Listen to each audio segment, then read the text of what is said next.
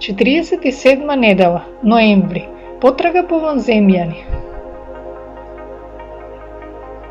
Сега сме овде и до краткоденицата ќе стигнеме за 4 недели.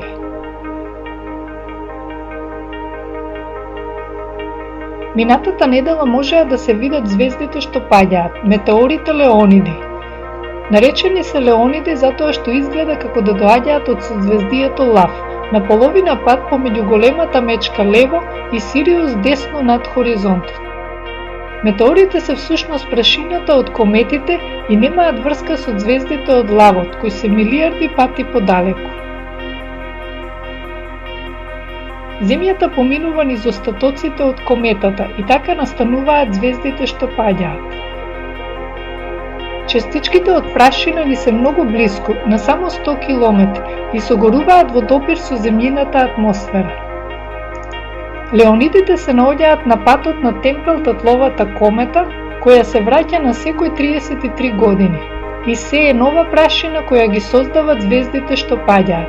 Италијанскиот астроном Скиапарели го следел поминувањето на кометите во 1866 година и го предвидел метеорскиот дожд на наредното поминување на Земјата, но не го земал во предвид поминувањето на Јупитер блиску до патот на кометата. Гравитацијата на огромната планета ги привлекла частичките и немало звезди што паѓаат. Оттогаш Темпел-Татловата комета поминала неколку пати и секој пат оставала остатоци, кои согоруваат во земјината атмосфера.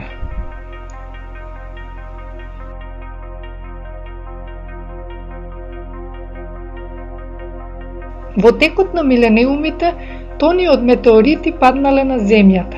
Дали метеоритите го донеле животот на Земјата? Ние тоа не го знаеме. Можно е кометите или астероидите да донеле хемиски елементи потребни за почеток на животот на Земјата, или микроорганизми кои го преживеале патувањето низ Вселената, како бактерии кои илјадници години се зачувани во килибарот. Можеби животот на Земјата се појавил без помош од надвор. Да речеме поради удар на гром во облак од метан.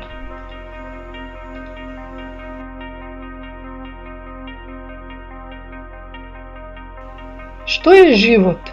Тој започнува од молекули кои научуваат да се копираат.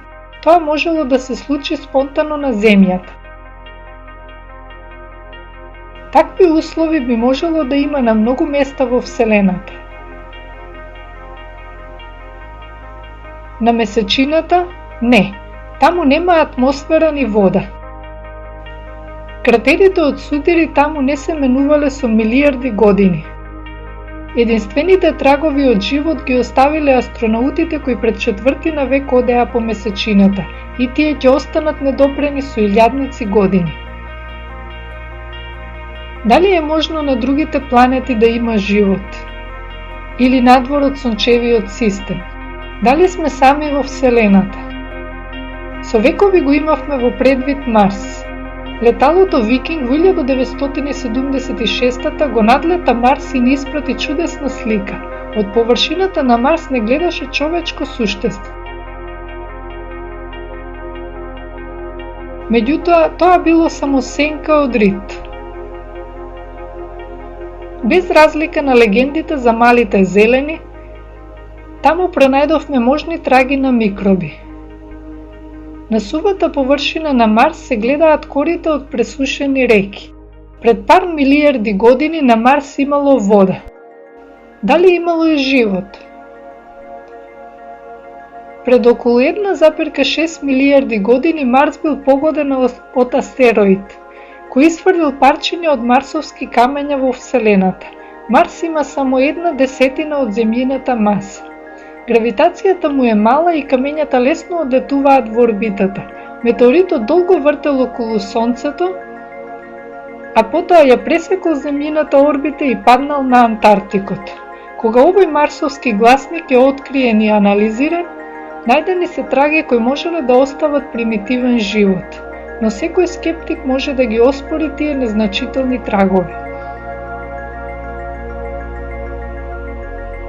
Баравме и околу Јупитер. Вселенските сонди поминаа покрај сателитот Европа, Неговата површина се состои од дебел слој на мраз под кој се крие океан. Таму каде што има вода, може би има и живот. Но каков живот на минус 150 степени Целзиусови? Во најдобар случај бактерии како на поларните капи, но сигурно не вонземјани кои ја истражуваат Вселената како ние.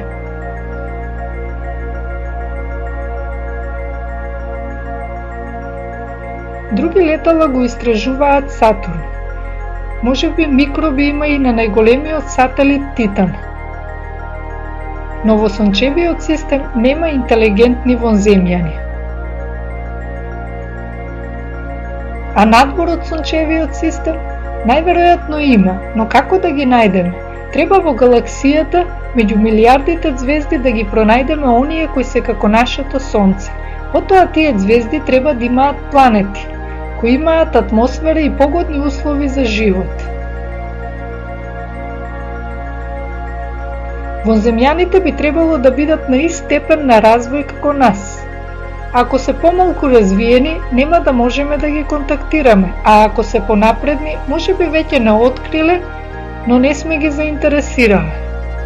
Нашата цивилизација постои во само еден момент во историјата на Вселената. За контакт со вонземјани од другиот крај на галаксијата треба да бидат исполнети сите овие услови. Дури тогаш би можеле да разговараме. Навистина е малку веројатно дека може да дојде до тоа. Нашата потрага по вонземјани е во голем расчекор помеѓу тоа што е можно и тоа што е веројатно.